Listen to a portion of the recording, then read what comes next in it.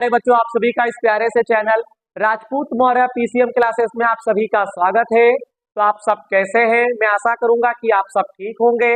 मैं राजपूत मौर्य आपको आज की क्लास में जो आपका सेट 7 है 2024, जिसका कोड नंबर है एफडी, आपको पता ही है।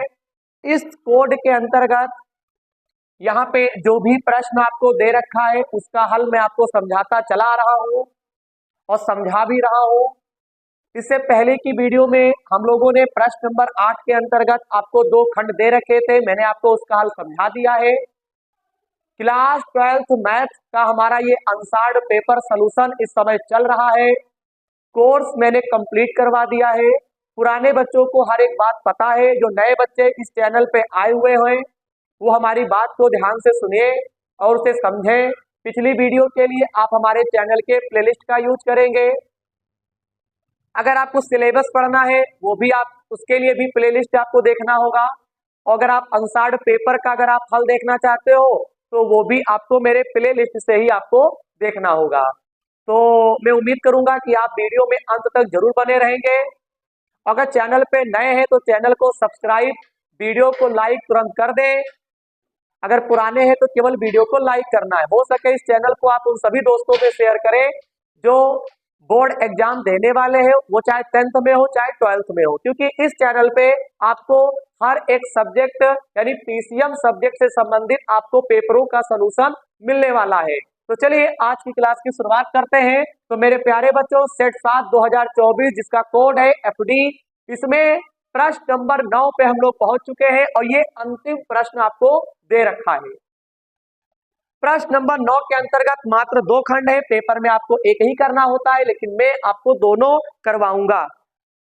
हमसे कहता है 9 का पहला खंड है और आपको यह भी पता होना चाहिए बेटा, ये 8-8 नंबर में है। बोर्ड एग्जाम में 3 क्वेश्चन आपके क्लास 12th में आते हैं 8-8 नंबर में, जिसमें से आपको 2-2 दिए होते हैं और प्रत्येक खंड से आपको केवल एक करना होता है।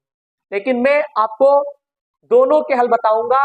हो सकता है कि इस वर्ष बोर्ड एग्जाम में क्वेश्चन नहीं आ जाएं। बेटा आते हैं, बेटा बोर्ड एग्जाम में क्वेश्चन रिपीट होते हैं प्रीवियस से। मैंने पुराने बच्चों से भी कह दिया है, नए बच्चों को मैं फिर बता देता हूं। जो बच्चा बोर्ड एग्जाम देने वाला है, जिस भी विषय का अगर आप देने वाले हो, हर एक विषय का आप क्या करें, अनसार्ड पेपर तैयार कर ले। 2 साल के 3 साल के पेपर तैयार कर लीजिए। भले ही आपका सिलेबस कंप्लीट ना पढ़ा हो, भले ही सारे क्वेश्चन ना पढ़ के जाओ, इतना पढ़ लो भैया, आप 90+ नंबर ला सकते हो। ये राजपूत सर का कहना है। आज भी कह रहा हूं, कल भी कहता था और कहता रहूंगा। तो मैं प्रश्न नंबर 9 का यहाँ पे जो का दे रखा है मैं उसको पढ़ता हूं। हमसे कहता है समाकल integration x² plus x plus 1 अपान x plus 2 x² plus 1 dx का मान ज्ञात कीजिए। यानी यहाँ पे जो क्वेश्चन आपको दे रखा है इसका हमको क्या करना है, समाकलन करना है। भाई कैसे करेंगे, देखिएगा, ये आंशिक भिन्न से होगा। किससे होगा? ये आंशिक भिन्न से होगा। यानी इसको सॉल्व करने के लिए यहाँ पे मैं मानूंगा x² plus x plus 1 x plus 2 x² plus 1। इस पूरे को मैं यहाँ पे आंशिक भिन्न में तोड़ूंगा तो इसको लिखा जा सकता है a बटे x प्लस 2। मैंने आपको सिलेबस में पढ़ाया था। और x² प्लस 1 है तो बेटा जब भी स्क्वायर वाला पद आता है तो उसको लिखते हैं bx प्लस c और नीचे x² प्लस 1। इसको आप मान लो समीकरण नंबर 1 और या फिर कह देते हो इसको कथन a। यहां तक की बातें आपको समझ में आ गई होंगी। भाई अब क्या करेंगे तो सुन लो। इसके आगे अभी मैं समाकलन नहीं करूंगा, ये बेटा मेथड है। आंशिक भिन्न में जब भी क्वेश्चन दिया होता है उसको सॉल्व करने का ये तरीका है। हाँ, बहुत इजी होता है, कुछ नहीं करना है, समझिए। सबसे पहले तोड़ लेंगे। तोड़ने की तरकीब को अगर कंप्लीट पढ़ना चाहते हो सिलेबस से पढ़िएगा, चैप्टर 7 के अंतर्गत x प्लस 2 x² प्लस 1, यहां पे कैची गुणा कर देंगे। यहाँ पे bx प्लस c, इसके पास x प्लस 2 आ जाएगा। यहाँ पे x प्लस 2 x² प्लस 1, ये पूरा पूरा इनसे कैंसिल हो जाएगा। x² प्लस x प्लस 1, यहाँ पे गुणा कर देंगे ax² a come a, sir यहाँ पे क्या करेंगे, यहाँ पे गुणा होगी, बी एक्स की गुणा एक्स से करोगे तो b x square, b x गुणा 2 से करोगे क्या बनेगा 2bx, सी की गुणा एक्स से करोगे सी एक्स, सी की गुणा 2 से करोगे 2c, x square plus x plus 1 बराबर ए एक्स स्क्वायर है, और यहाँ पे क्या लिख देंगे बी एक्स स्क्वायर, पास पास कर लेंगे, यहाँ पे क्या करेंगे 2bx और प्लस सी एक्स, यहाँ पे 2c और प्लस का a हो गया, x square plus x plus 1, बेटा कॉमन ले लीजिए, एक्स स्क्वायर कॉमन हो जाएगा, a प्लस बी आ जाएगा, यहाँ पे कॉमन क्या है बाबूजी x, तो अंदर क्या बनेगा 2b प्लस सी, यहाँ पे 2c प्लस a एक ब्रैकेट में। अब आपको क्या करना है तुलना करना है, यहाँ पे कैसे तुलना करेंगे देखिए, एक्स स्क्वायर एक्स तथा अचर पदों की तुलना दोनों पक्षों से करने पर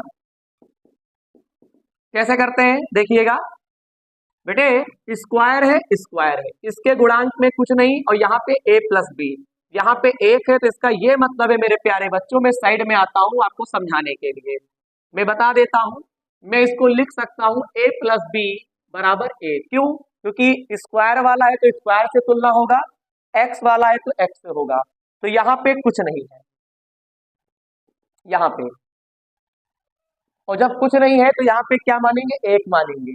अब बताओ यहाँ का जो एक होगा वो क्या हो जाएगा हट जाएगा, एक्स स्क्वायर हटेगा, यहाँ पे एक मानेंगे, तो ये बताओ a प्लस बी बराबर हम क्या लिख सकते हैं एक लिख सकते हैं, यहाँ पे देखिए ये x है और ये x है, तो x हट जाएगा, यहाँ पे कुछ नहीं है यहाँ पे, तो एक मानेंगे, तो बताओ 2b प्लस सी बराबर क्या लिख सकते हैं एक लिख सकते हैं। मैं देखिए बताने का प्रयास करता हूं, इसको समीकरण नंबर 1 मान लीजिए, और ये बनेगा 2b प्लस सी बराबर 1, इसको समीकरण नंबर 2 मान लेते हैं। यहां तक की बातें आपको समझ में आती होंगी, जी सर बिल्कुल आते हैं। अब एक काम करो, मैं इसको क्या लिख सकता हूं,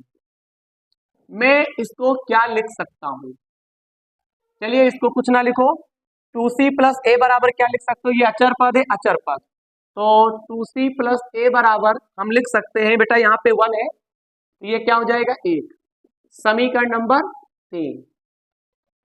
भाई अब क्या करेंगे, कुछ नहीं बेटा सॉल्व करेंगे, और क्या, बस एक काम करता हूं, मैं एक काम करूंगा, यहां से आप c का मान निकालो, कर कुछ भी सकते हो, समीकरणों को हल करना है, अब ये दिमाग लगाना है, करें तो फिर कैसे करें सॉल्व, तो मैं एक काम करता हूं बेटा, इसको लिख क्या सकते हो या करके 2c बराबर में लिख सकता हूं 1 माइनस ए, और c बराबर क्या लिख सकता हूं 1 माइनस ए बटे 2, c का मान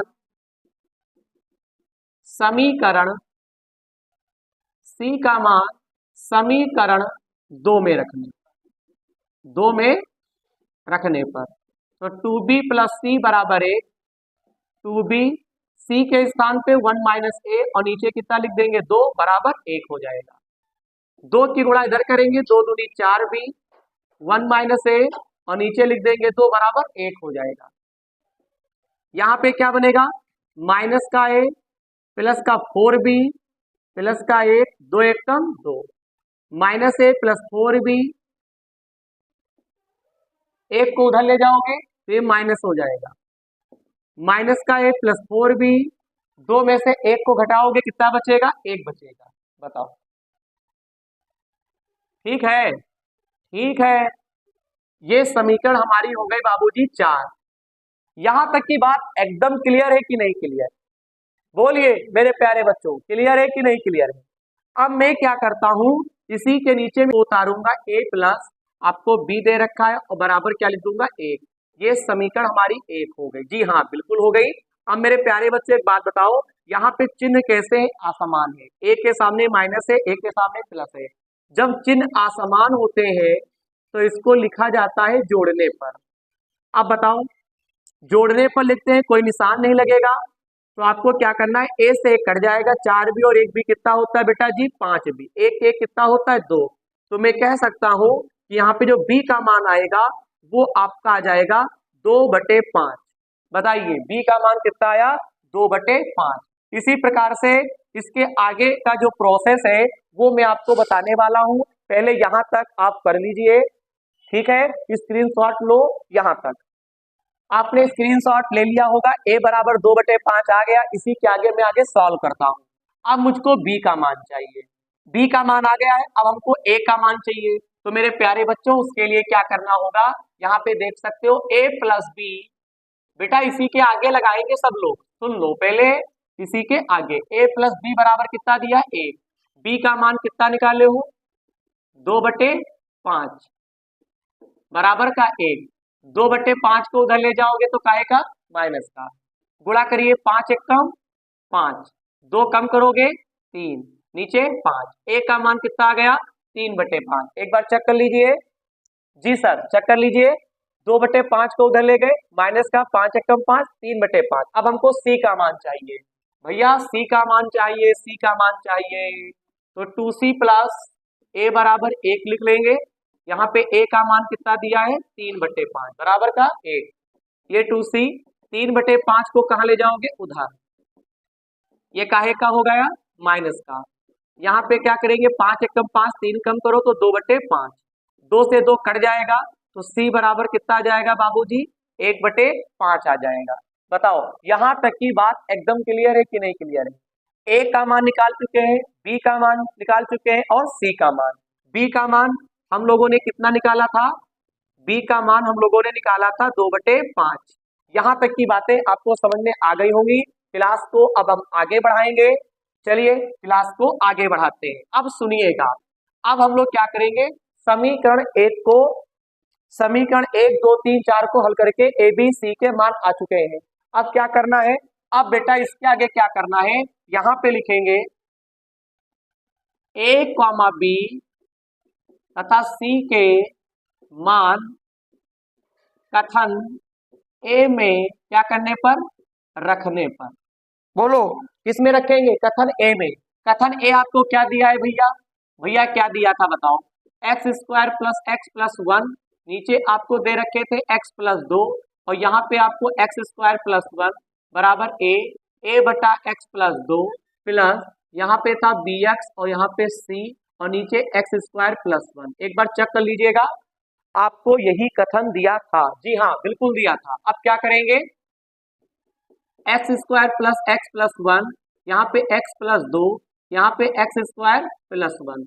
बताओ a का मान कितना निकाले हो, बताओ a का मान बेटा निकाले 3/5, नीचे x प्लस 2 कर देंगे, फिर प्लस यहाँ पे बताओ b का मान कितना आया है 2/5, यहाँ पे x प्लस c का मान कितना है बेटा 1/5, नीचे क्या करेंगे x² प्लस 1। इसके आगे का प्रोसेस क्या है बेटा, दोनों पक्षों का समाकलन कर दीजिए। जी सर बिल्कुल, जैसा ही समाकलन लगाओगे भैया यहाँ पे क्या लग जाएगा, dx लग जाएगा। देखिएगा बहुत ही शानदार प्रश्न था, बराबर यहाँ पे क्या करेंगे, 3/5 को बाहर निकालेंगे, ऊपर 1 मानेंगे, x प्लस 2 हो जाएगा, समाकलन आएगा, dx भी आएगा। यहाँ पर क्या करेंगे, ध्यान से देखिएगा, इसको हर समान है, इसको आप तोड़ लीजिए। कैसे तोड़ेंगे मैं बताता हूं, देखो 2/5 को आगे लाएंगे, मेरी बात को पहले समझो, 2/5 x और इसके नीचे क्या ले आएंगे, बोलो इसके नीचे क्या ले आएंगे, जी सर बताइए, x² प्लस 1 और ये हो गया dx। ऊपर अब क्या करेंगे, 1/5 x² प्लस 1 और यहाँ पे dx। बच्चे समझ नहीं पाए, क्यों नहीं समझ पाए, 3/5 को बाहर कर लेंगे, ऊपर 1 मानेंगे और नीचे x प्लस 2 है, इंटीग्रेशन लगा देंगे। 2/5x ऊपर लिख देंगे, x² प्लस 1 नीचे लिख देंगे, इंटीग्रेशन लगा देंगे, यानी x² प्लस 1 इनके नीचे आएगा और इनके नीचे आएगा। अब क्या करेंगे बताइए, 3/5, बोलिए मैं थोड़ा सॉल्व करूंगा, सही करूंगा, x प्लस 2 यहाँ पे dx, यहाँ पे क्या करेंगे, बेटा 1/5 को आप बाहर कर लीजिए, जी सर 1/5 को बाहर कर लेंगे, यहाँ पे 2x और ये क्या है x² प्लस 1 और ये क्या हो गया dx हो गया। यहाँ पे 1/5 को बाहर, ऊपर dx कर दूंगा और नीचे x² प्लस 1। बेटा इसका समाकलन हो जाएगा डायरेक्ट, इसका हो जाएगा, लेकिन इसका नहीं होगा। बेटा इसमें हमको क्या करना होगा, मानना पड़ेगा। क्या मानते हैं बाबूजी, एक्स स्क्वायर प्लस 1 बराबर यहाँ पे क्या मान लोगे, टी। इधर अवकलन होगा, यहाँ समाकलन होगा। यहाँ पे जब अवकलन करते हो तो पावर कहाँ आएगी, आगे। 2 आगे आएगा, 2 में 1 कम हो गया तो 1 लिखते नहीं है। इस ओर आपका dx रहेगा, उधर आपका dt, 1 का 0 हो जाएगा। इसको बोलते हैं प्रतिस्थापन विधि से समाकलन करना। अब यहाँ पे क्या होगा, 3/5, यहाँ पे 1/x प्लस 2, यहाँ पे dx, यहाँ पे 1/5, यहाँ पे 2x, 2x और dx के स्थान पर क्या लिख देंगे, dt लिख देंगे। एक्स स्क्वायर प्लस 1 के स्थान पे t लिख देंगे। प्लस का 1/5, इसमें कुछ करना नहीं है क्योंकि इसका समाकलन में डायरेक्ट कर दूंगा। मेरे प्यारे बच्चों 1/x प्लस 2 है तो इसको लिखा जा सकता है log माड में x प्लस 2, 1/5। देखो 1 करके कुछ भी होगा, log करके लिखते हैं। यहाँ पे क्या है, ऊपर 1 मानो नीचे t, तो इसको भी क्या लिखते हैं, log और माड में t। यहाँ पे 1/5, ये फार्मूला होता है बेटा, इस पूरे को लिखते हैं tan inverse x plus c। अब यहाँ पे आ जाएगा फाइनल आंसर मेरा log x प्लस 2, यहाँ पे 1/5 log t को आपने क्या माना था, एक्स स्क्वायर प्लस 1, यहाँ पे 1/5, यहाँ पे क्या लिखेंगे, tan इनवर्स, समझ लीजिए, और प्लस सी। बताइए यही आपका फाइनल आंसर हो जाएगा। प्रश्न नंबर यहाँ पे 9 का जो पहला खंड दे रखे थे ये समाकलन से था, काफी लंबा सॉल्यूशन था, आंशिक भिन्न पर आधारित था। मैं उम्मीद करूंगा आप इसका हल समझ गए होंगे। थोड़ा मैंने फास्ट पढ़ाया है, डीपली पढ़ने के लिए सिलेबस से पढ़िएगा, फटाक से स्क्रीनशॉट। हेलो प्यारे बच्चों, एक बार फिर मैं आपके सामने उपस्थित हुआ हूँ प्रश्न नंबर 9 का खा लेकर। बताइए कैसे करेंगे। भाई बहुत ही आसान है, यहाँ पर भी हमको हालांकि 9 के अंतर्गत 2 खंड दिए होते हैं, करना एक ही होता है, या तो आप का करो या तो खा करो। भैया का मैंने करके दिखा दिया, खा भी करके दिखाऊंगा, लेकिन बोर्ड एग्जाम में आपको कोई एक ही करना है। सर ये कैसे होगा, बिल्कुल बताएंगे बेटा। ये जो है आंशिक भिन्न पे नहीं लगेगा, प्रतिस्थापन विधि से भी नहीं लगेगा, ये लगेगा प्रगुण नंबर 4 से, क्योंकि मैंने आपको 7W मैंने पढ़ाया है। बहुत सारे बच्चों को मेरे द्वारा समझाया गया सलूशन बहुत ही समझ में आया है। पुराने छात्रों को एक एक बात पता है, अगर चैनल पे नए हो तो एक बार मुझसे 7W पढ़ के देखिए, क्योंकि मैंने डॉक्टर हरस्वरूप शर्मा प्रकाशन की कक्षा 12 की जो गणित की किताब है इसका कंप्लीट सलूशन मैंने अपने चैनल पे अपलोड कर दिया है। मेरा प्रायिकता अभी कंप्लीट नहीं है, वो भी जल्द ही कंप्लीट हो जाएगा, तो इसीलिए चैनल को सब्सक्राइब जरूर कर लें, क्योंकि आपको पता है पीसीएम सब्जेक्ट से संबंधित आपको भैया आंसर्ड पेपर का सलूशन मिलने वाला है। तो चलिए 9 के खा का हल समझते हैं। तो मैंने क्या किया, इस पूरे को आई मान लिया, इसलिए ये लगेगा प्रगुण नंबर 4 से। सर ये प्रगुण नंबर 4 क्या होता है, भाई बताते हैं। प्रगुण 4 से बेटा, प्रगुण 4 क्या होता है, एक नियम है, याद कर लीजिए। अगर लिमिट 0 से a होती है और फंक्शन आपको कुछ भी दिया होता है बाबू, तो इसको लिखा जा सकता है इस प्रकार से। अब बच्चों ने, जो पुराने बच्चे उन्हें पता है, लेकिन नए बच्चों को मैं क्या बताऊं, बच्चा तो चौंक गया, रे सर यहाँ पे क्या हो गया। भाई बताते हैं, कोई जरूरी नहीं कि मैं प्रगुण नंबर 4 से ही लगाऊं, आप जिस भी विधि से लगाना चाहो, बस आंसर आना चाहिए और नियम सही फॉलो होना चाहिए। ऐसा अगर है तो आपका आंसर सही माना जाएगा भैया। लेकिन मैं इसको प्रगुण 4 से लगाऊंगा और देख सकते हो सर कैसे लगाएंगे। सर प्रगुण नंबर 4 क्या होता है, देख लो। जैसे 0 से a अगर आपको लिमिट दे रखा होता है, अपर लिमिट a है और लोअर लिमिट 0 है, यानी कि लोअर 0 अपर कुछ भी हो सकता है, यहाँ कुछ भी हो सकता है, ए हो सकता है, बी हो सकता है, हाथी हो सकता है, घोड़ा हो सकता है, शेर हो सकता है, लेकिन नीचे 0 ही रहेगा। ऐसा अगर है जो ये x देख पा रहे हो तो x के स्थान पे मैं लिख सकता हूं a माइनस x। बताओ भैया, मान लो यहाँ पे a है तो यहाँ पे x के स्थान पर क्या हो जाएगा, a माइनस x। यहाँ पे अगर 5 है तो x के स्थान पे 5 माइनस x, बाकी कुछ नहीं होगा। तो आप देख सकते हो प्रगुण नंबर 4 मैं यहाँ पे लगाने जा रहा हूं, इसको आई माना गया। अब देखिएगा भाई मजे वाली बात, देखो मजे वाली बात, यहाँ पे लिमिट कितनी है, पाई। तो बताओ जहां जहां x होगा वहां वहां क्या कर दूंगा, पाई माइनस x कर दूंगा। भाई कर दिया, भाई कर दिया। बताओ यहाँ पे dx हो गया।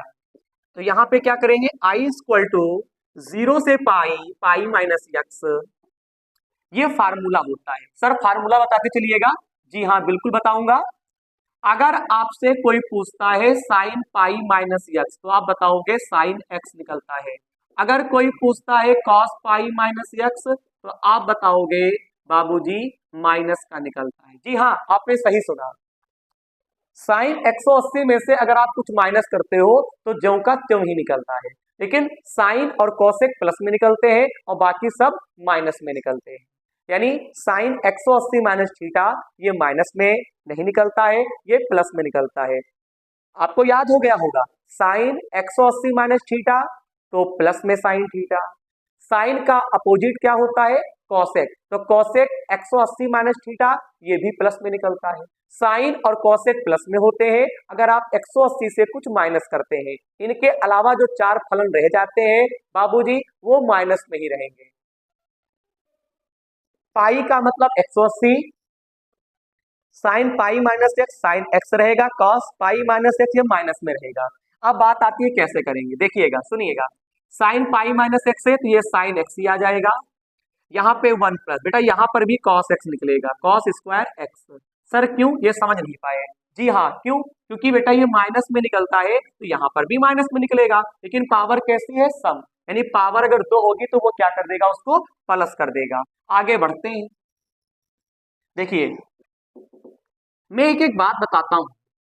0 से पाई, साइन की गुणा कर दीजिए, ये बनेगा पाई साइन एक्स और यहाँ पे बनेगा एक्स साइन एक्स। इसके अंदर गुणा करेंगे पाई साइन एक्स और साइन गुणा करेंगे तो एक्स साइन एक्स, और नीचे क्या चल रहा है 1 प्लस कॉस स्क्वायर एक्स और ये dx। इसको क्या करूंगा, समीकरण नंबर 2 मान लूंगा। या फिर रुके रहो भाई, रुके रहो। अरे रुकना क्यों है सर, ऐसे ही बता दीजिए। तो ठीक है ऐसा ही बता देते हैं। मेरे प्यारे बच्चों ये समीकरण 2 हो गई। आई बराबर आपने माना था उसको समीकरण नंबर 1 कह दीजिएगा। अब मैं लिखूंगा समीकरण 1 तथा 2 को क्या करने पर, जोड़ने पर। तो देखिए भैया यहाँ आई है और यहाँ आई है,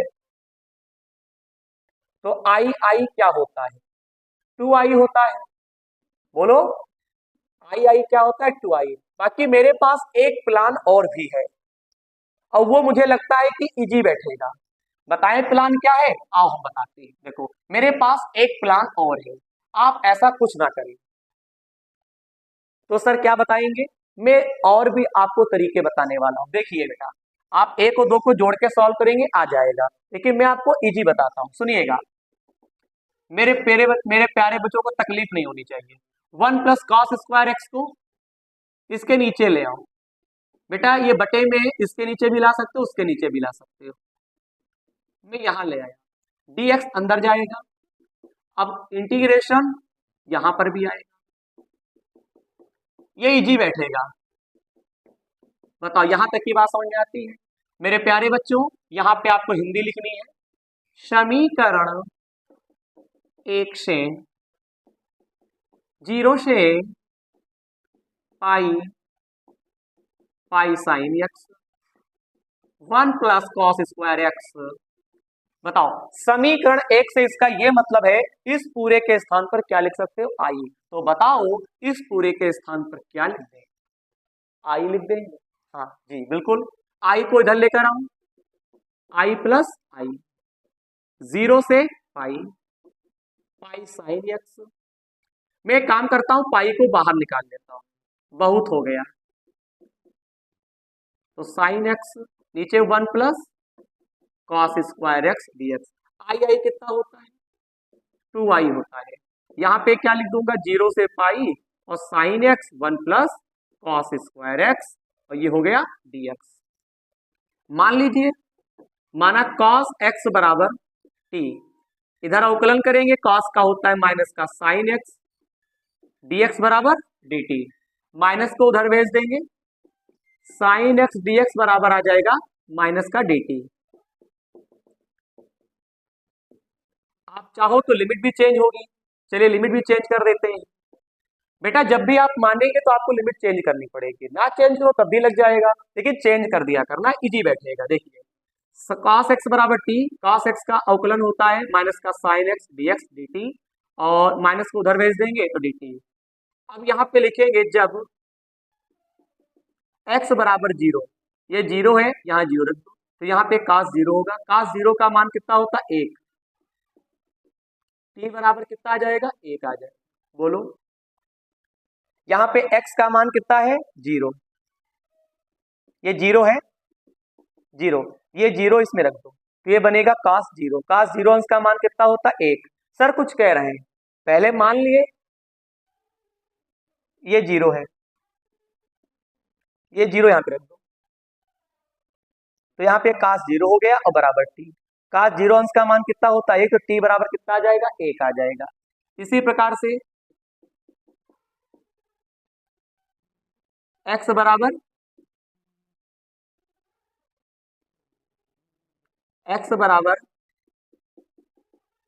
पाई, तो x बराबर पाई, अब यहाँ पाई रख दो, तो cos पाई बनेगा, तो cos पाई जब बनेगा इसका मान कितना होता है, cos पाई का मतलब होता है cos 180, cos 180 का मान -1, तो t बराबर कितना आ जाएगा बाबूजी -1। क्या आपको इतनी बातें समझ में आती हैं? पहले आपको मानना है, फिर आपको लिमिट चेंज कर लेना है। यहाँ पे 0 दिया है, यहाँ पे 0 क्या करोगे, x बराबर 0 यहाँ पे रख दो, cos 0 इसका मान कितना होता है, तो t बराबर 1 आ जाएगा। x बराबर पाई है, पाई यहाँ पे रखो तो -1 आ जाएगा। अब सर क्या करने वाले, सुनिएगा, जब आप 0 रखते हो तो इसकी लिमिट 1 आती है, पाई रखते हो तो कितना आता है -1। फिर यहाँ पे क्या करेंगे, साइन x और dx के स्थान पर क्या लिख दूंगा, माइनस का dt, cos x के स्थान पे t लिख देंगे तो ये t² बनेगा। अब यहाँ पे अगर आपको इस माइनस चिन्ह को अगर बेटा गायब करना है, सर कुछ कह रहा है, तो अगर अपर लिमिट को चेंज कर दो, अगर अपर लिमिट लोअर बना दो, लोअर को अपर बना दो, तो -1 अलग से लगता है। कभी भी लिमिट को चेंज करिएगा, अपर को लोअर में, लोअर को अपर में, तो माइनस का निशान अलग से लगता है। तो मैं क्या करूंगा, चेंज कर दूंगा। मैंने क्या किया, ये प्लस वाला 1 ऊपर ले गया और माइनस वाला नीचे लाया, जैसा ऐसा किया तो एक माइनस का और लगेगा, और यहाँ तो माइनस है, ये वो उसको क्या कर देगा बाबूजी, प्लस कर देगा। बोलो 1 + t² हो जाएगा। यहां तक की बातें एकदम क्लियर है, तो सब बच्चे यहां तक तुरंत स्क्रीनशॉट लें, से सॉल्व करेंगे। 2i पाई dt अपान 1 + t², बेटा इसका फार्मूला होता है, इसको लिख सकते हैं tan इनवर्स t। यहाँ पे कितना है, -1, ऊपर है 1, 2i बराबर पाई, लिमिट कैसे पुट करते हैं, एक बार आपको t के स्थान पे प्लस का 1 लेना है और एक बार t के स्थान पे -1 लेना है, बीच में माइनस का निशान लगता ही है, तो 2i ये पाई बनेगा। बेटा tan में ही एक कितने का मान होता है, 45 का, उसे रेडियन में चेंज करोगे तो उसे लिखा जा सकता है π/4, π/4 लिखा जा सकता है। tan में ही -1 कितने का मान होता है, 135 का, 135 को रेडियन में बनाओगे तो इसको लिखा जा सकता है मेरे प्यारे बच्चों 3π/4, ऐसे लिखते हैं, ऐसे लिखते हैं। बोलो 2i पाई, tan हटेगा π/4, tan हटेगा 3π/4। अब क्या करोगे, सॉल्व कीजिए, ये 4π हर समान है, बोलिएगा हर क्या है, समान है, तो जब हर समान होंगे तो इसको क्या लिखा जा सकता है, एक बार 3π में से पाई गया तो ये बनेगा माइनस का 2π और नीचे 4, 2 1 कम 2, 2 दूनी 4, तो ये 2i पाई गुणे माइनस का π/2। इसके आगे सर क्या करेंगे, देखिए मैं बताता हूं आपको, बहुत ही आसान सा है, 2 को बटे में लेकर आइए, तो ये क्या बनेगा, माइनस का π² और नीचे आपका बनेगा 4, बताओ, यानी i = माइनस का π²/4 आंसर आ चुका है। ठीक है, आपने इस प्रश्न का स्क्रीनशॉट ले लिया होगा, तो आप हो सकता है यहाँ पे थोड़ा परेशान हो गए होंगे, कि यहाँ पे 3π/4 क्यों ले लेते हैं, क्योंकि tan 135 का मान होता है -1। आप चाहते तो यहाँ पे tan 45 ले लेते, तब भी इसका आंसर आ जाता, कोई समस्या नहीं है, तब भी सवाल हो सकता है। फिलहाल फाइनल आंसर यही होगा, I बराबर -π²/4। मैं उम्मीद करूंगा कि प्रश्न नंबर 9 का यहाँ पे जो खंड दे रखे थे खा, इसका हल आप जरूर समझ गए होंगे। तो बेटा आज हमारा सेट 7 कंप्लीट हो गया 2024, जिसका कोड है FD। बहुत सारे बच्चों का ये परेशानी था कि वीडियो में एक साफ नहीं दिखाई पड़ रहा है, तो मैंने क्या किया, आज प्रयास किया है कि आपको बोर्ड पे साफ दिखाई पड़ रहा होगा, क्योंकि हम ये नहीं चाहते हैं कि आपका जो परिश्रम है वो बेकार जाए। ठीक है, मैं भी मेहनत करता हूँ, आप भी मेहनत करते हो, तो बेटा मुझे पूरा प्रयास करना होगा कि बच्चे को किसी भी प्रकार का कोई परेशानी का सामना ना करना पड़े। तो मैंने क्या किया, इस पे थोड़ा मैंने मेहनत की और कर भी दिखाया। आपको बोर्ड पे अब स्पष्ट दिखाई पड़ रहा होगा। तब भी अगर कोई कमी है आप कमेंट के माध्यम से जरूर बताइएगा। तो आज की क्लास कैसी लगी? आज में सेट 7 मैंने कंप्लीट करवा दिया है। अगली क्लास में मैं आपको सेट 6 के अंतर्गत जो भी आपको प्रश्न दे रखा है मैथ में, वो मैं आपको करवाऊंगा। सेट 7 करवा चुके हैं, इन प्रश्नों का हल जो भी है आप कॉपी पे करिए, इनकी प्रैक्टिस करिए, क्योंकि बोर्ड एग्जाम में इनसे संबंधित आपके क्वेश्चन बन सकते हैं। क्योंकि क्वेश्चन वही होंगे, बस लगाने का मेथड वही रहेगा, बस क्या होगा, क्वेश्चन चेंज होंगे, लगाने का तरीका वही होगा, कॉन्सेप्ट वही रहेगा, बस यह चेंजिंग होगी। अगर यहाँ 2 है तो वहां 4 होगा, बस है आपको सॉल्व ऐसे ही करना है। बस मैं आपसे बस यही कहता हूं, अगर आज की क्लास आपको अच्छी लगी है तो चैनल को सब्सक्राइब जरूर करिएगा और वीडियो को बिना लाइक किए मत छोड़िएगा। पुराने बच्चे केवल वीडियो को लाइक करें और नए बच्चों को मैं बार बार कहता हूं, चैनल को सब्सक्राइब, वीडियो को लाइक और बेल आइकन को प्रेस करना बिल्कुल ना भूलें। ठीक है, क्योंकि इस चैनल पे आपको फिजिक्स, केमिस्ट्री, मैथ से संबंधित अनसार्ड पेपर का सलूशन कंटिन्यू मिलता रहेगा। और पिछली वीडियो के लिए मेरे चैनल का प्लेलिस्ट यूज करें। तो मिलते हैं अगली क्लास में। जय हिंद।